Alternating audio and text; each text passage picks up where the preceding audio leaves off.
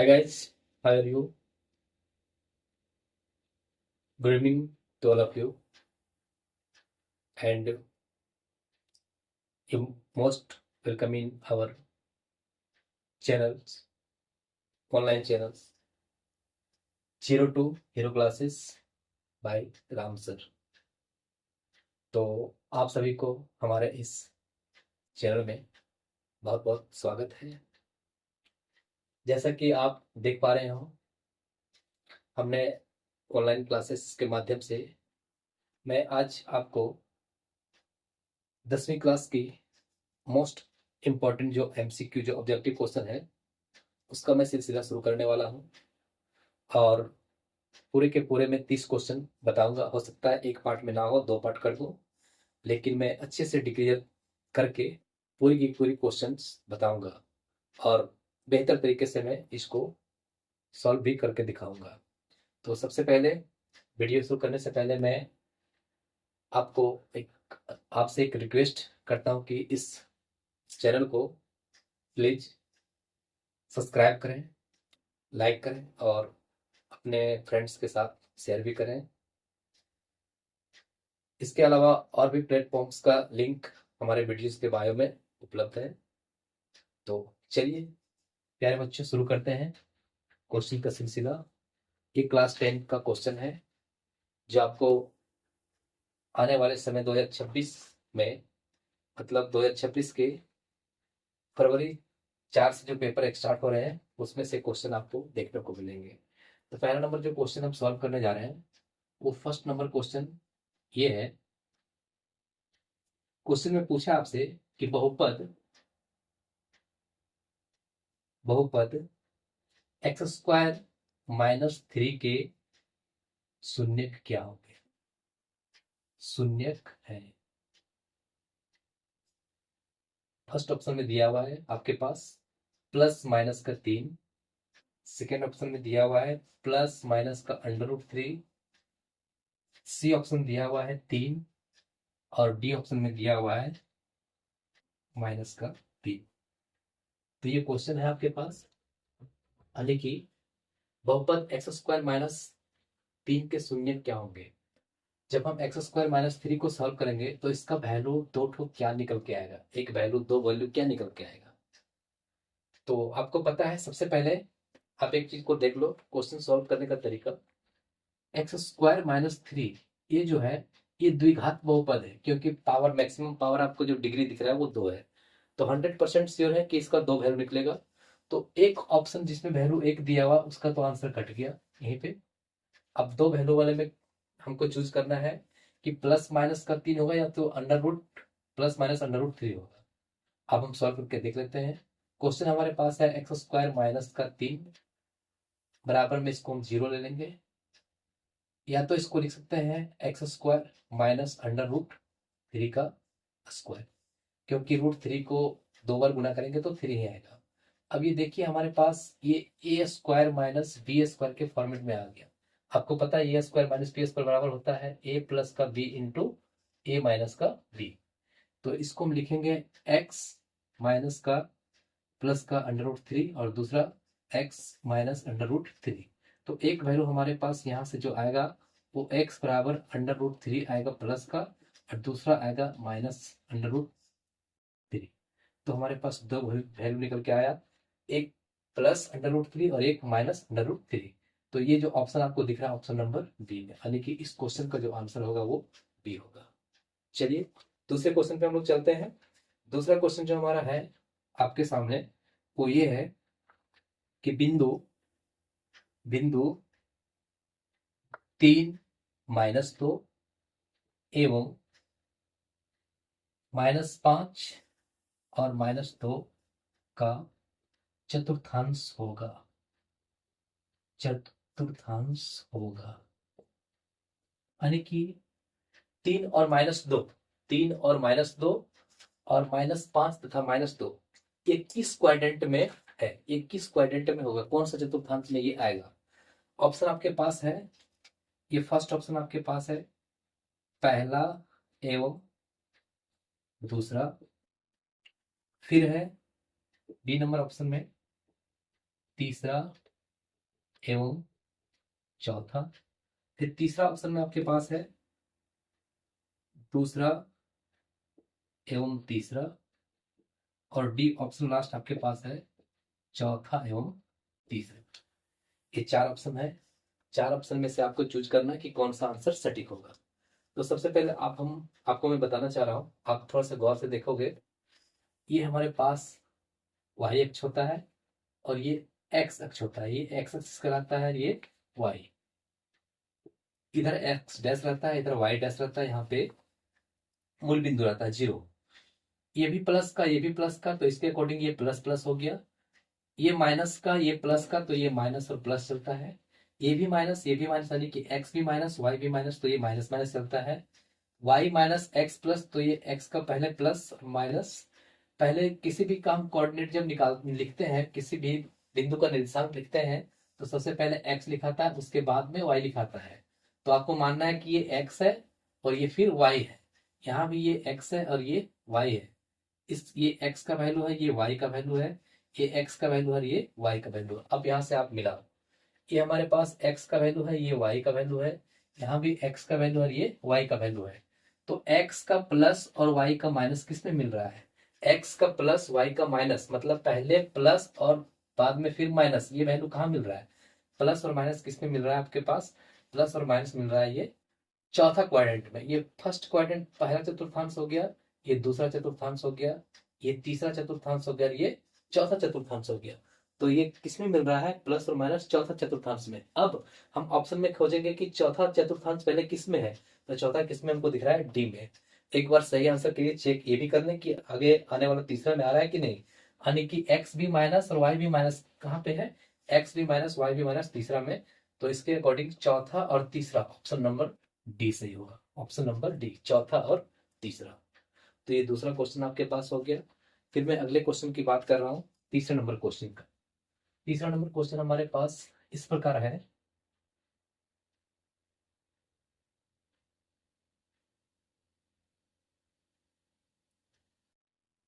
चलिए तीसरे क्वेश्चन की ओर चलते हैं।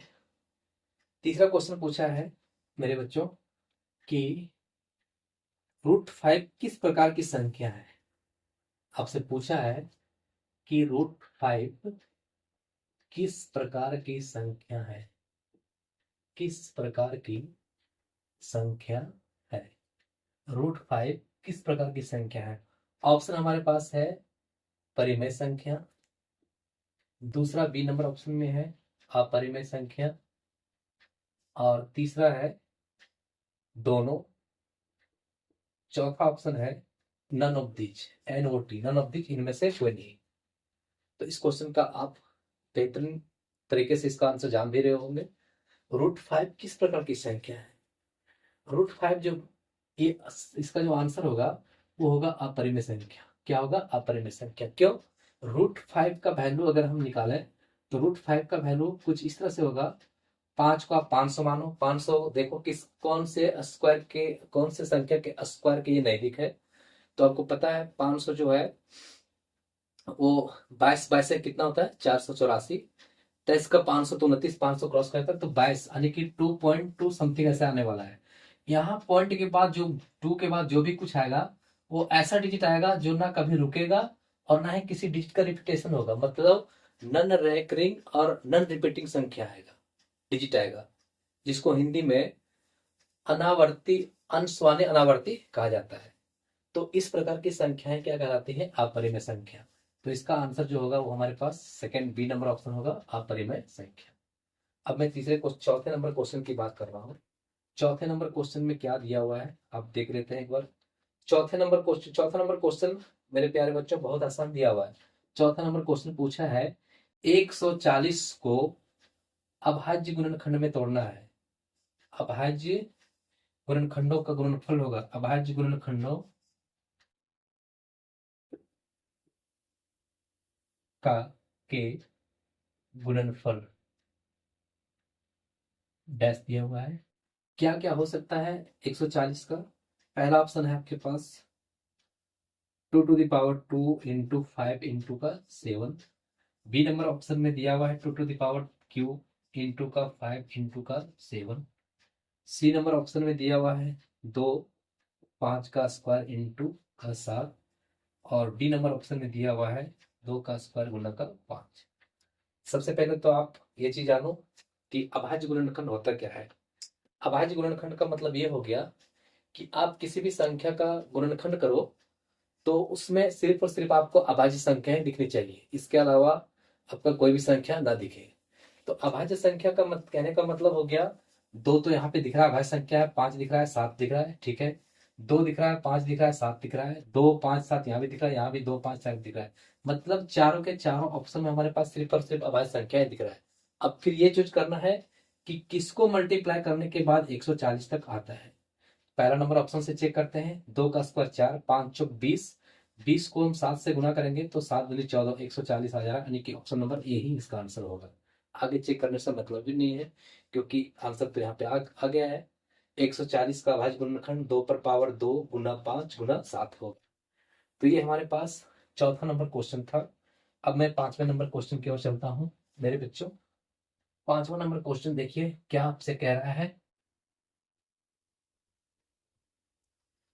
5वां नंबर क्वेश्चन जो है, ये दिया हुआ है समीकरण, ये दिया हुआ है समीकरण 5वां नंबर क्वेश्चन का समीकरण 5x plus 6y plus 8 is equal to 0 के कितने हल संभव है, कितने हल संभव है, ये क्वेश्चन में दिया हुआ है।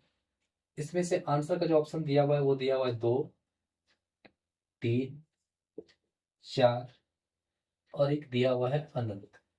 2 3 4 और अनंत।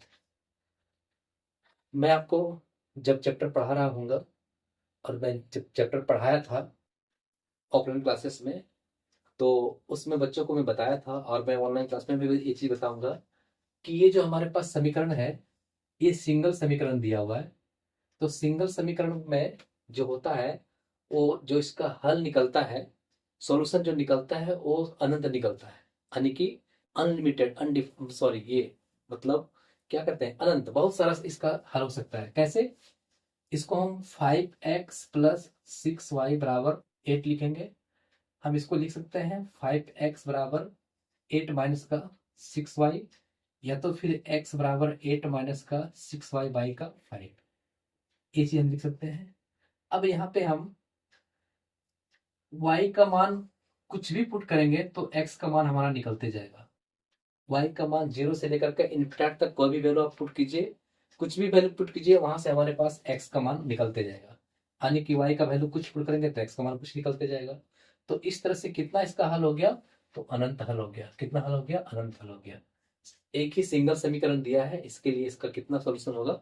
अनंत, तो बहुत सारा सॉल्यूशन होगा। फिर हम क्वेश्चन नंबर चलते हैं 6 पे। 6 क्वेश्चन नंबर देखिए क्या कह रहा है इसमें।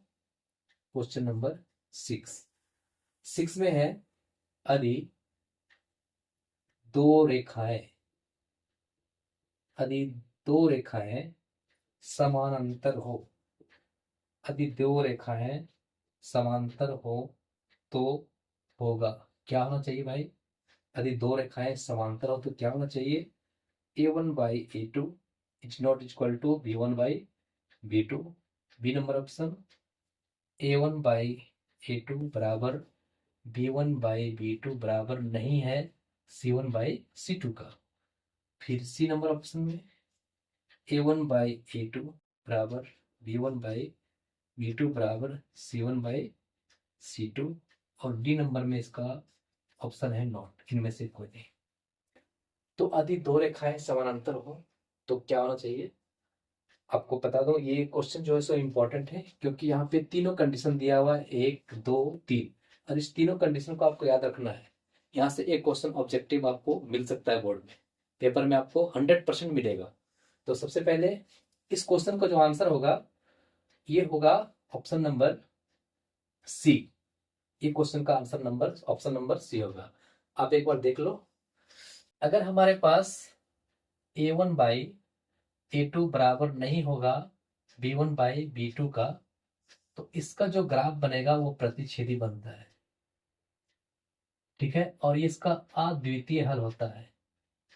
अद्वितीय, या तो ब्रैकेट में एक लिख दो, सिर्फ एक हल होगा, अद्वितीय हल होगा, और इसका जो नाम है वो है संगत, संगत।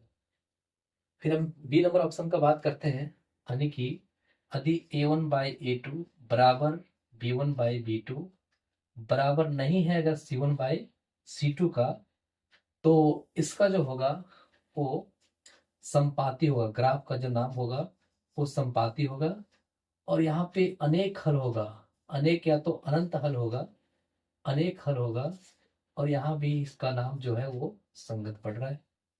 फिर अगला जो केस हमारे पास सी जो है, सी नंबर ऑप्शन का a1/a2 बराबर b1/b2 बराबर c1/c2 का, इसमें से इसका जो ग्राफ का नाम बनेगा वो समानांतर, समांतर, और यहाँ पे कोई हल नहीं निकलेगा, इसका कोई हल नहीं निकलेगा, और ये असंगत होगा, ये क्या होगा, असंगत होगा।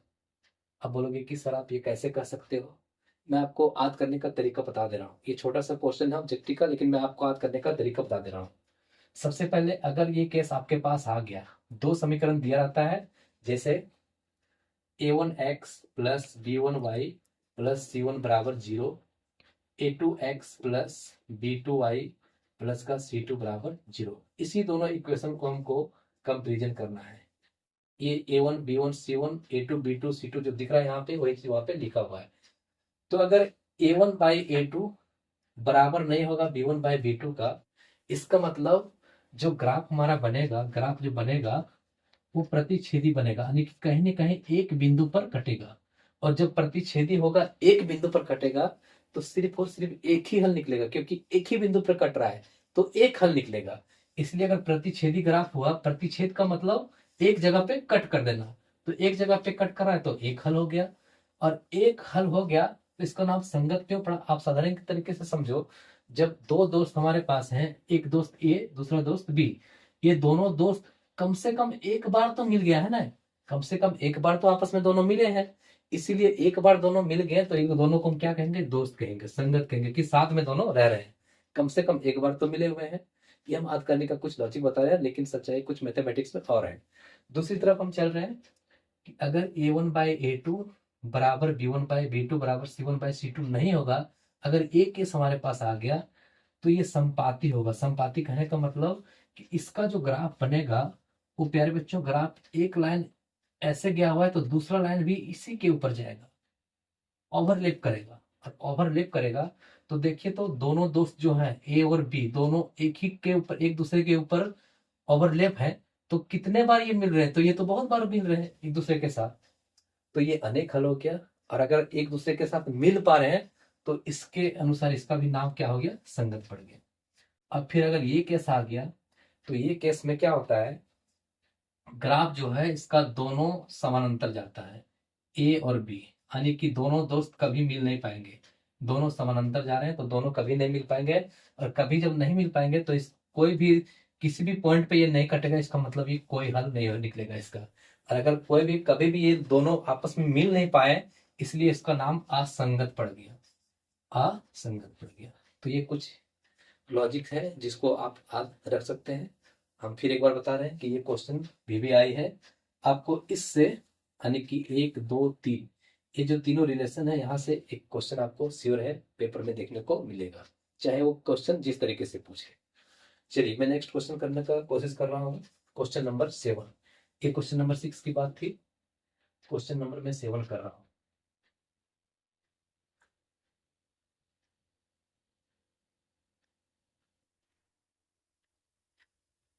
क्वेश्चन नंबर 7 देखिए मेरे भाई, क्या दिया हुआ है।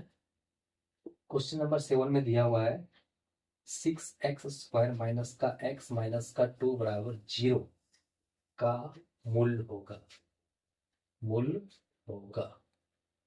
क्या मूल होना चाहिए भाई, ऑप्शन में है 2/3, बी ऑप्शन में है -1/2, सी ऑप्शन में है ए एंड बी दोनों, एंड डी ऑप्शन में है नन ऑफ दीज, इनमें से कोई नहीं।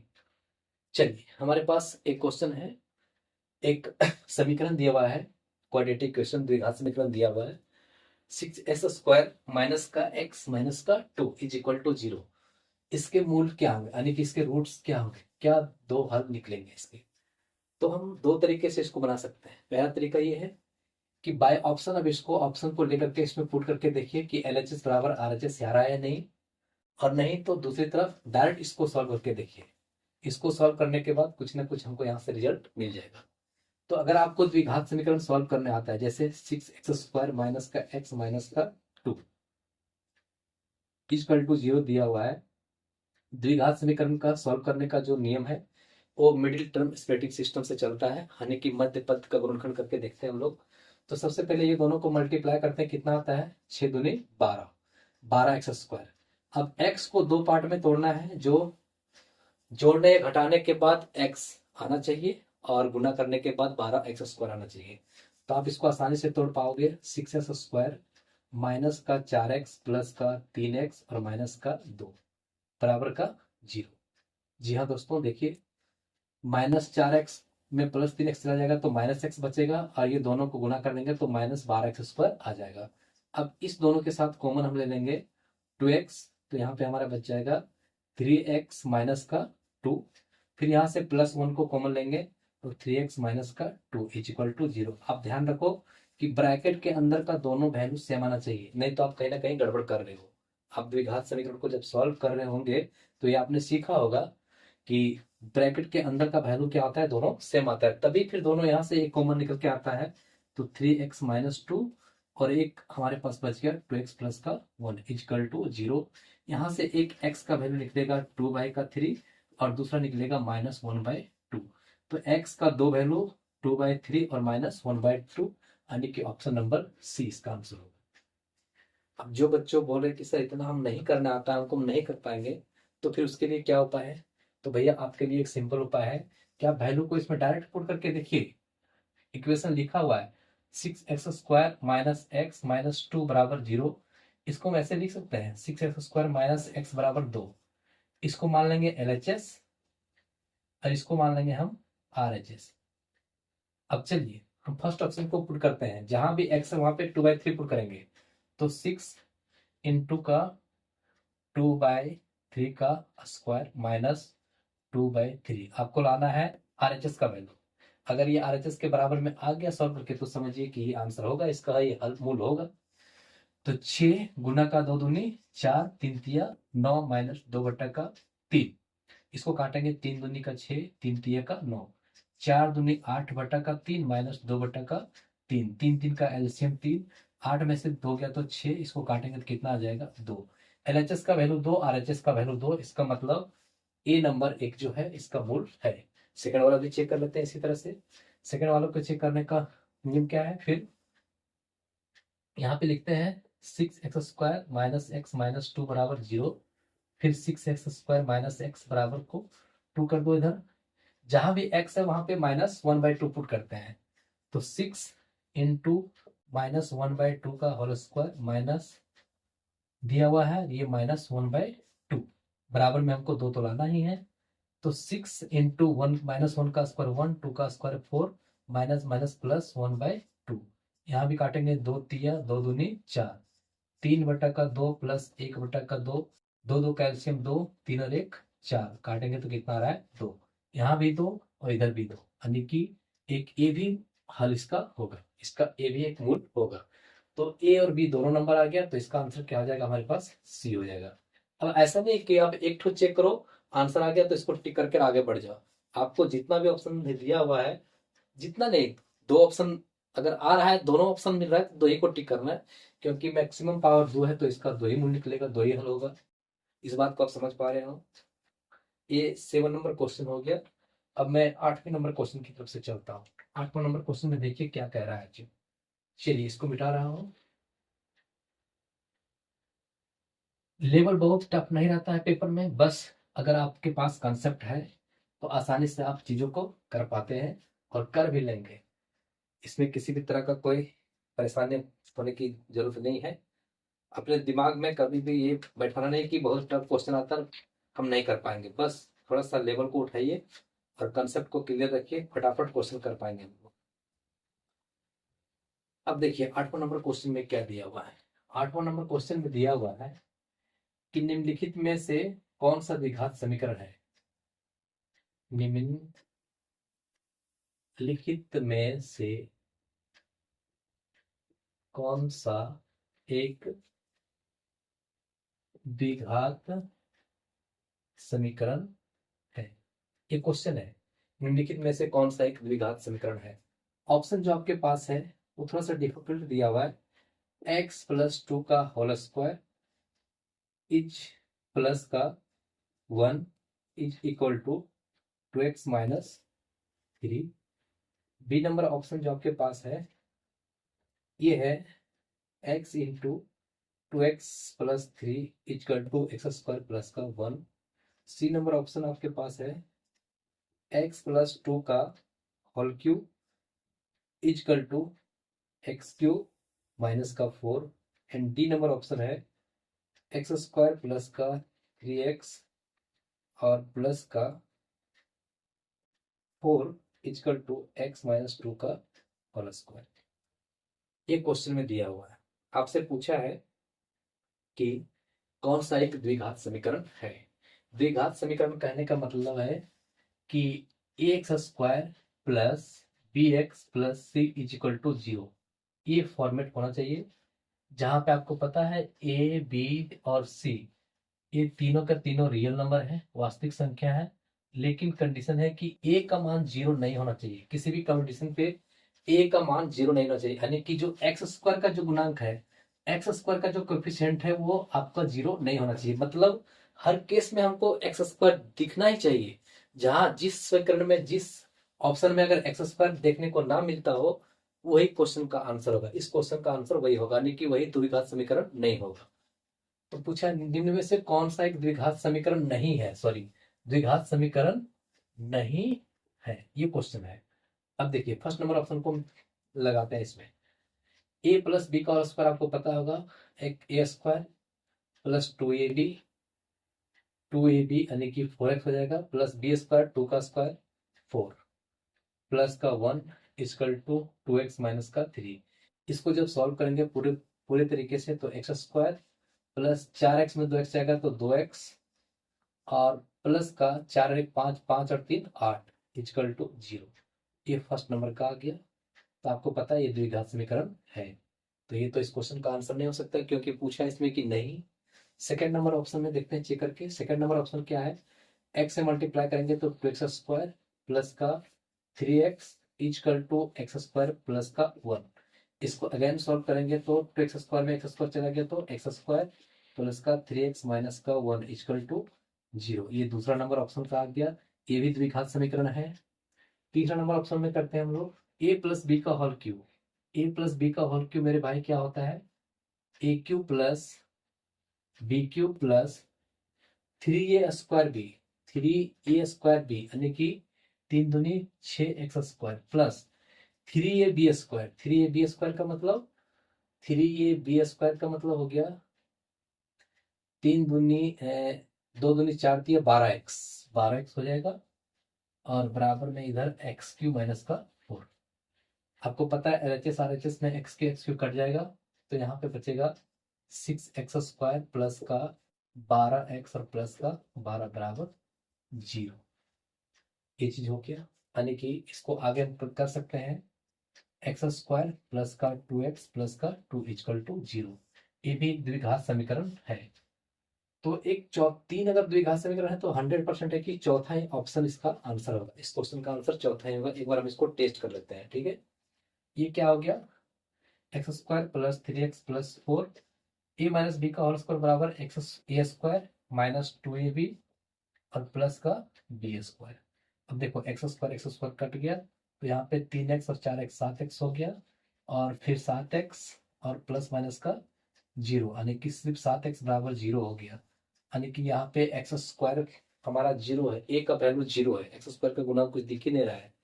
तो ये क्या हो गया, द्विघात समीकरण हमारे पास नहीं है, यानी कि ऑप्शन नंबर डी इस क्वेश्चन का आंसर होने वाला है।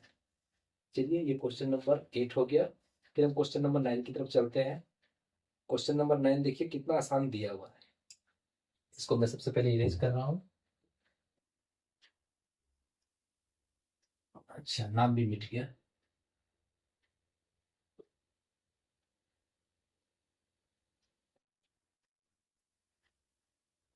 चलिए प्यारे बच्चों, क्वेश्चन नंबर 9 देखिए क्या दिया हुआ है। 9 में दिया हुआ है, क्वेश्चन नंबर 9 में दिया हुआ है, एक एपी का सीरीज दिया हुआ है 3/2, 1/2, -1/2, -3/2। इसमें आपको डी का वैल्यू निकालना है, सार अंतर क्या होगा। पहला ऑप्शन है 3/2, बी ऑप्शन है -1, 1/2 एंड 1। आपको पता है, अगर कोई एपी का कोई सीरीज दिया हुआ है, एपी का कोई सीरीज दिया हुआ है A1, A2, A3, A4 dot dot dot, और यहाँ पे आपको सारा अंतर डी पूछ रहा है, तो डी का वैल्यू A2 माइनस का A1 होता है, फिर A3 माइनस का A2 होता है, बराबर A4 माइनस A3 होता है। इस तरह से ये डी का वैल्यू निकाला जाता है। मतलब पहली संख्या को दूसरी संख्या में घटाते हैं, दूसरी को तीसरी में घटाते हैं, तीसरी को चौथी में घटाते हैं, और हर जगह जो वैल्यू है वो क्या होना चाहिए, बराबर इक्वल होना चाहिए, तभी डी का मान निकल पाएगा यहाँ से। तो A2 का वैल्यू देखिए, अगर इसको हम A1 मानते हैं, इसको A2 मानते हैं, इसको A3 मानते हैं, इसको A4 मानते हैं, तो क्या क्या निकल के आता है, 1/2 में से माइनस करना है आपको 3/2, फिर ये बराबर होना चाहिए -1/2 में से माइनस करना है आपको 1/2, फिर बराबर आना चाहिए A4 का वैल्यू -3/2 में से माइनस करना है -1/2। अब हम देख रहे हैं, अगर हर केस में बराबर जो वैल्यू आएगा वही इसका डी का मान हो जाएगा। 1 2 2 का एलसीएम हो गया आपके पास 2, यानी कि 1 माइनस का 3। इसको सॉल्व करेंगे तो -2/2 वैल्यू कट के आएगा कितना, -1। यहाँ भी देख लेते हैं, -1/2, -1/2, -1/2, ये 2 का एलसीएम 2 आ गया, -1 -1 यानी कि -2/2, यहाँ भी कट के कितना आ रहा है, -1 ही आ रहा है। चलिए बराबर चल रहा है। यहाँ भी देखिए -3/2, माइनस माइनस प्लस 1/2, 2 2 का एलसीएम 2, -3 + 1 यानी कि -2/2, यहाँ भी कट के कितना आ गया, -1, यहाँ भी बराबर आ गया, यानी कि तीनों केस में -1 आया, तो इसका आंसर जो होगा वो -1 ही होगा। ऑप्शन नंबर डी इस क्वेश्चन का सही आंसर होगा। चलिए अब नेक्स्ट क्वेश्चन हम लोग करते हैं, क्वेश्चन नंबर 10। क्वेश्चन नंबर 10 में देखिए क्या दिया हुआ है, क्वेश्चन नंबर 10 कर ले रहे हैं।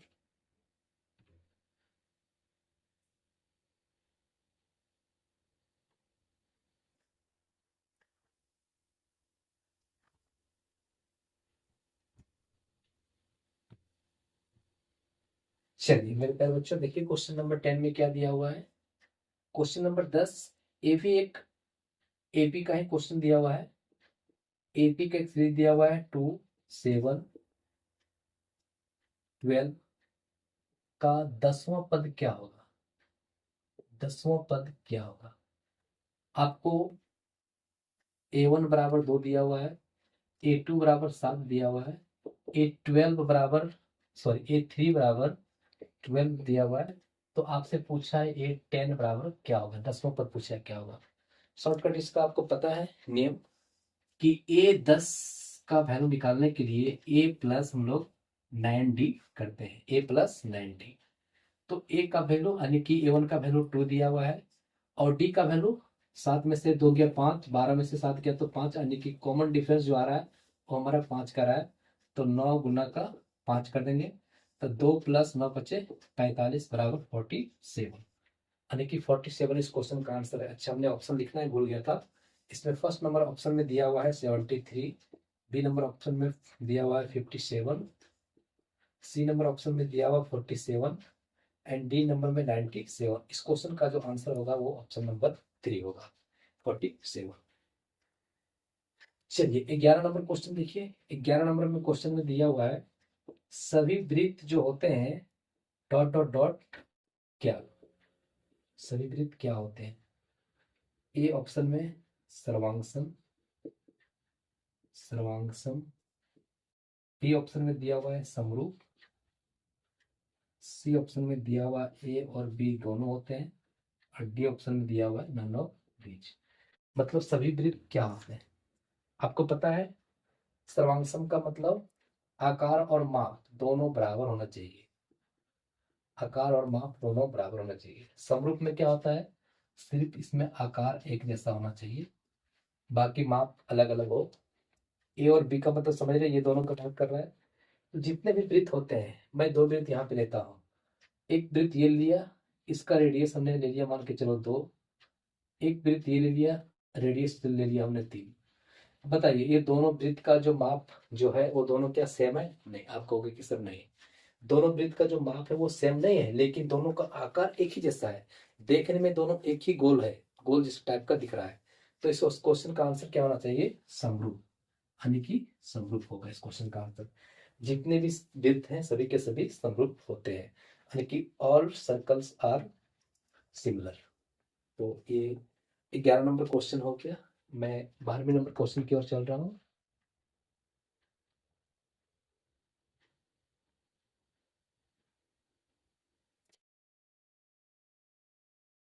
चलिए 12 नंबर क्वेश्चन को देखते हैं, क्या दिया हुआ है क्वेश्चन में। एक समचतुर्भुज का क्षेत्रफल ज्ञात कीजिए जिसके विकर्ण की लंबाई क्रमशः 18 मीटर और 16 मीटर दिया हुआ है। एक समचतुर्भुज, एक समचतुर्भुज के बारे में पूछा है।